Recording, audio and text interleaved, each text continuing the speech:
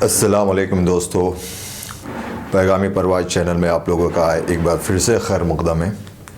एक शेर है जो अल्लामा इकबाल का है, मैं उसे बताना चाहूँगा, उसके ऊपर फिर बात होगी।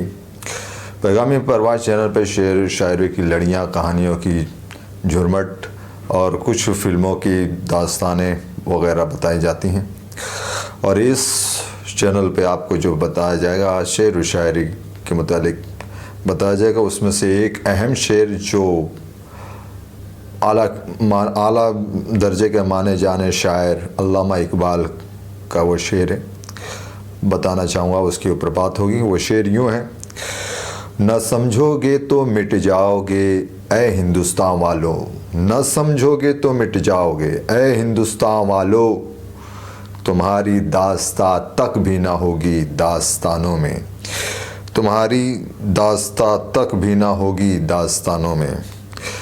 ये अल्लामा इकबाल की तरफ से तहरीर किया हुआ बहुत ही उम्दा किस्म का शेर है। ना समझोगे, ना समझोगे का मतलब लेके क्या, सब में अहम बात यह है कि हम हैं कौन। ना समझोगे तो क्या, सब में पहले हम अपनी जात से शुरू करेंगे कि हम हैं कौन। हम हैं हिंदुस्तानी। ना समझोगे ए हिंदुस्तान वालों, तो हम हैं सब में पहले हिंदुस्तानी। हमें ये समझना है कि हम हिंदुस्तान हैं, हिंदुस्तान के हैं। लेकिन हमारे हिंदुस्तान में होता क्या है? हमारे हिंदुस्तान में अलग धर्म के लोग हैं, अलग जात के लोग हैं, अलग रस्म और रिवाज के लोग हैं, अलग रंग और नस्ल के लोग हैं, अलग ज़ुबान के लोग हैं, अलग अलग के तरह के मौसम हैं, अलग अलग यहाँ की फसलें हैं, अलग अलग यहाँ की ज़मीन जरखेज़ी रखती है। इसकी ये अलग किस्म की खासियत है। तो ना समझोगे तो हमें क्या समझना है? हमारे में कुछ ऐसी भी हैं जात बिरादरी अलग, कोई सिख है, कोई सिख, कोई सिख, कोई ईसाई, कोई हिंदू, कोई मुसलमान, ये सब मिल कर के हिंदुस्तान में रहते हैं। और इतनी खासियत जो बुद्ध वगैरह हैं, जैनिज़्म वगैरह हैं, सब जैनिज़्म वगैरह को मानने वाले सब मिलकर रहते हैं। हाँ, अगर हमने ये नहीं समझा कि हमारे मुल्क की क्या खासियत है और इस खासियत को भूल करके हम अलग तौर पे ज़िंदगी बिताने लगे, तो बताइए दूसरे मुल्क में और हमारे मुल्क में क्या फ़र्क होगा? फ़र्क कुछ नहीं होगा, वो एक ही हारमोनियस तौर पे मुल्क बन जाएगी। तो हमारे मुल्क और उनके मुल्क में कोई फ़र्क नहीं होगा, सिर्फ मुल्क मुल्क रह जाएगा। दिलों के अंदर वो अलग अलगपन होने के बावजूद भी दिल में एक मोहब्बत नहीं पैदा होती। इंसान अगर जो किसी जंगल में या किसी जू में जाए तो वो क्या देखना पसंद करता है? उसके बचपन में जो चीज़ किताबों में पढ़ाए गए रहते हैं वह हकीकत में देखना चाहता है। तो हिंदुस्तान जो है इंसानों का एक ऐसा मुल्क है, अलग अलग जहन ज़ुबान रखने वालों का मुल्क है, जहाँ घुसने के बाद, जहाँ आने के बाद अलग अलग जगहों पे अलग अलग रस्म और रिवाज देखे जाते हैं। अगर ऐसा ना देखिए तो बताइए क्या फ़र्क होगा दूसरे मुल्कों में और हमारे मुल्कों में? और इसी के बीच में जो अगला मिसरा है, पहला मिसरा ये बताया, अगला मिसरा है कि अगर नहीं समझा जाए तो क्या होगा? तुम्हारी दास्तां तक भी ना होगी दास्तानों में। हाँ, उसमें हमें ये देखना है कि हमें आपस में लड़ना भिड़ना नहीं है। जो हमारी चीज़ें ख़त्म हो रही हैं उसे संभालना है, बचा के रखना है और उसे आगे लेके जाना है। अगर ऐसा नहीं किया गया तो बताइए क्या होगा?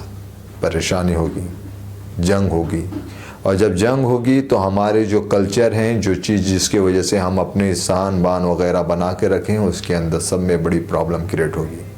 और इस प्रॉब्लम की वजह से या इस परेशानी की वजह से, इस गहमा गहमी की वजह से चारों तरफ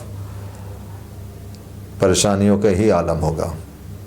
ना समझोगे तो मिट जाओगे, ना समझोगे तो मिट जाओगे हिंदुस्तान वालों, तुम्हारी दास्तां तक भी ना होगी दास्तानों में। तो हमें अपनी दास्तां जो थी पहले से, चाहे वो किसी की किताबों में चलती आई हो या किसी के बाप दादाओं से ज़ुबानी से चलती आ रही हो या किसी और मामले से, तो उस चीज़ों को हमें संभाल के रखना है। हमारे पुराने जो चीज़ें हैं, जैसी भी जिस तरह से भी वो रस्म व रिवाज के तौर पे चलाई आ रही हैं और किसी की ज़िंदगियाँ चली आ रही हैं। तो हमें अपने तौर पे हर तरह से मजबूती के साथ रहना है और उस गुनागो की कैफियत को या अलग अलग किस्म की जो चीज़ें हैं उसको संभाल के हमें आगे बढ़ाना है। और यही हिंदुस्तान की शान है। हमारे से जो चीज़ें कई मुजालिम हुए हिंदुस्तान पे, कुछ वर्षा हुआ, कुछ वाक़यात हुए, लेकिन हिंदुस्तान अपने बोलते ना, कहा जाए कि मजबूती इसकी वजह से, एक तनाव कुछ झेलने की ताकत रखने की वजह से, यहाँ पे एक बोलते ना एक बाहिमी रब्त मिलाप की वजह से लोग रह लेते हैं, सह लेते हैं। तो हमें संभालना है और हमें अपना मुकाम बनाना है। सिर्फ आपसी झगड़े के हिसाब से हमें सोच के नहीं हिंदुस्तान को संभालना है, चलाना है।